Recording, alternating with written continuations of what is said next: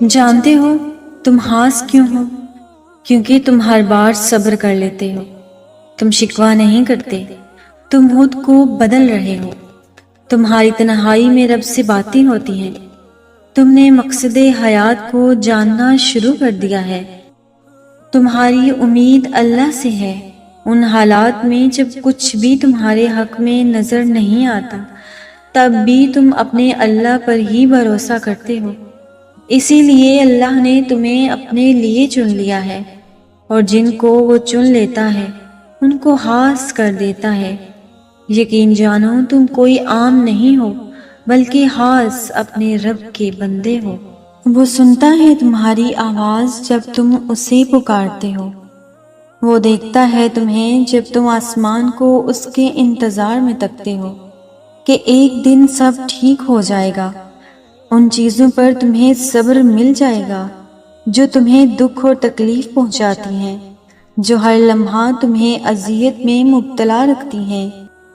جب ہم اس پر یقین رکھتے ہیں کہ کبھی نہ کبھی سب ٹھیک ہو جائے گا، یقین رکھو ہر دن ایک جیسا نہیں ہوتا۔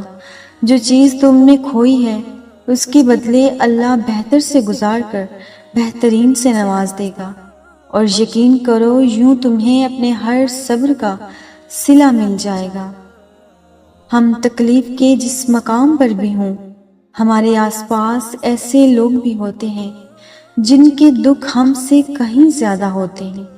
انہیں دیکھ کر ہمیں شکر کی لاٹھی تھام لینی چاہیے تاکہ زندگی کا راستہ آسانی سے کٹ سکے اور اپنے دکھ ہمیں کم لگنے لگ جائیں۔ تمہاری چمک میں تمہیں کوئی بھی چن سکتا ہے، لیکن تمہارا حقدار وہی ہے جب تم مرجھا رہے ہو اور وہ تمہیں تازہ مہک بخشے، اور وہ تو صرف اللہ ہی کی ذات ہے نا۔ اور سنو، کچھ دکھ تو ایسے بھی ہوتے ہیں نا جو اللہ کے سوا کسی کو سنائے نہیں جاتے۔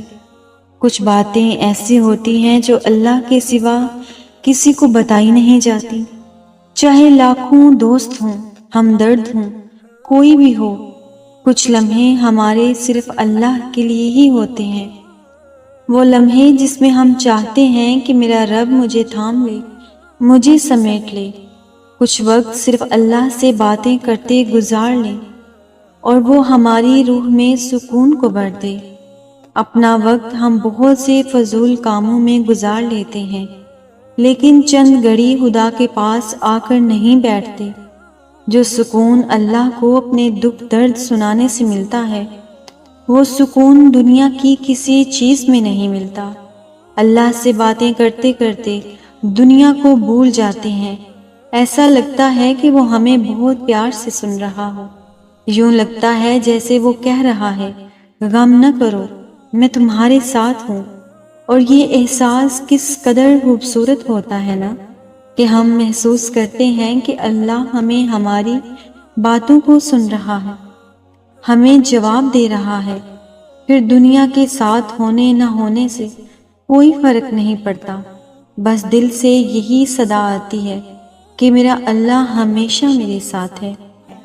اور اللہ یقین والوں کے لیے راستے بناتا ہے۔ اور جانتے ہو یقین والے کیسے ہوتے ہیں؟ کہ جب ان کی دعائیں بھی ان کے مخالف ہو جائیں، وہ تب بھی اللہ سے مانگنا نہیں چھوڑتے۔ ایسا یقین جب ساری دنیا ان کی آنکھوں کے سامنے بکھرتی ہوئی دکھائی دے رہی ہوتی ہے، وہ تب بھی آسمان کی جانب دیکھ کر کہتے ہیں کہ ہمیں پتہ ہے کہ تو ہمیں تھام لے گا۔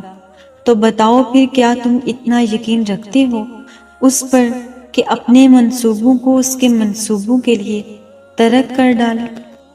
اور یاد رکھو، چراغ جلانا آسان ہے، اسے آندھیوں سے بچانا ضروری بھی ہے اور بہت مشکل بھی۔ بے شمار خوشیوں کے باوجود بھی کوئی نہ کوئی خواہش موجود رہتی ہے، اور انسان کے اندر تضاد اور ہے، اور بے یقینی اسے ہر وقت صحیح فیصلہ نہیں کرنے دیتی۔ خوش قسمت انسان صحیح فیصلہ کرتا ہے اور صحیح قدم صحیح وقت پر اٹھاتا ہے، اور نتیجہ اللہ تعالیٰ کے سپرد کر دیتا ہے۔ مقدر دعاؤں کا پابند ہے، دعائیں مقدر کی پابند نہیں ہیں۔ صرف اللہ پاک ہی تو ہے جو دکھی دل کی خاموش صدائیں سنتا ہے تو پھر توکل کے ساتھ اللہ تعالیٰ سے مانگے، کیونکہ یقین رکھنے والوں کے لیے یقین کے معجزے ہیں۔ ہمیں بنانے والا ہم سے کیسے بے خبر ہو سکتا ہے؟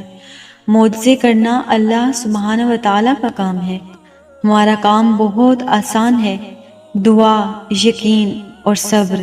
جب ہم اللہ پر بہت زیادہ یقین رکھتے ہیں اور تب اللہ تعالیٰ ہمارے لیے ذریعے بناتا ہے، اور یہ ذرائع ہمیں ہماری منزل تک لے جاتے ہیں اور ہم قدم بقدم اللہ کی طرف بڑھتے چلے جاتے ہیں، اور پھر کن فرما دیا جاتا ہے اور تقدیریں بدل دی جاتی ہیں۔